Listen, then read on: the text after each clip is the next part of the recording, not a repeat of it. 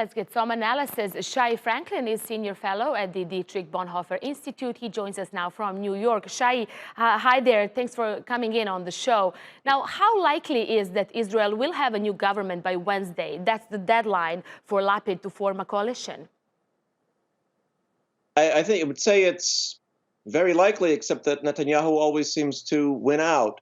He is literally the default candidate. If for any reason this very tight coalition would be a very bare majority of the Knesset, if for any reason they aren't able to get that majority through by 1 or 2 votes, then Netanyahu continues as the caretaker prime minister. There could even be a fifth, or I can't even keep track now how many elections it's been. So it's likely, but Netanyahu is going to pull out all the stops. Of course, he's already had the war with Gaza. He's already made peace with the Emirates. So he's sort of running out of things to throw at we say everything but the kitchen sink. So maybe he'll throw the kitchen sink out of the prime minister's residence. Maybe that will help him. But I would say it's looking very likely, especially since the right wing that Netanyahu claims as his own is increasingly, outside of Likud, is increasingly coming against him and going for what is seen as the national interest rather than Netanyahu's interest. Right. I do want to talk about this new possible coalition. It's made of different parties that don't quite agree on many issues, including Palestine. So what can we expect from them moving forward if this actually happens, as you said? I mean, it's not the end until it's the end when it's come to Netanyahu, definitely. We've seen that before.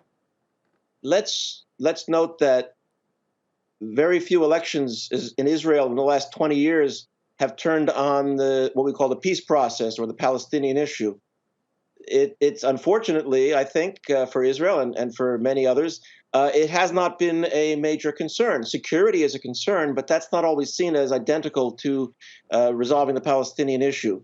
Corruption is a big issue now. The influence of religious parties is a big issue, which also relates to corruption. The commandeering, the hijacking of the media, the intimidation of the media by Netanyahu, I think is a concern as well. And also the idea of having a constructive relationship with the United States and with the new president, Biden. Biden has helped in the sense, in a political sense in Israel now, because he has not pushed the Palestinian issue as a major concern, as a major priority, which on the one hand, it could be seen as a disadvantage for the region, but on the other hand, it could help these parties from the left, well, I would say from the center and from the right, from either side of Netanyahu, to form a coalition without having the Palestinian issue hanging over them as kind of a red flag that Netanyahu could use to derail the talks. It becomes less passionate, less energized, less charged. So maybe that would actually help now. Of course, Naftali Bennett is not somebody who's going to make peace with the Palestinians. He's not going to give up the West Bank, but he will not feed Hamas the way that Netanyahu has fed Hamas as a counterbalance to the Fatah, the Palestinian Authority, Mahmoud Abbas. So in terms of keeping things steady, at least for hopefully in a few years, there could be a resumption of real peace talks. That is, I think, a slightly positive note. If this is end of an era for Netanyahu after 12 years in power, as we were mentioning, what does the future hold for him? Does this mean he will face his corruption charges? And does this mean he will not have a protection as a prime minister anymore? Yes, for Americans, it's a little strange that a politician has immunity from anything other than his or her official duties.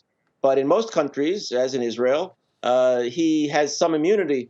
But now he's already on trial, so that immunity is already not absolute. And if he's no longer prime minister, then he can't claim that there's any national interest in withholding anything. And once he's out, also the people that are with him will be out.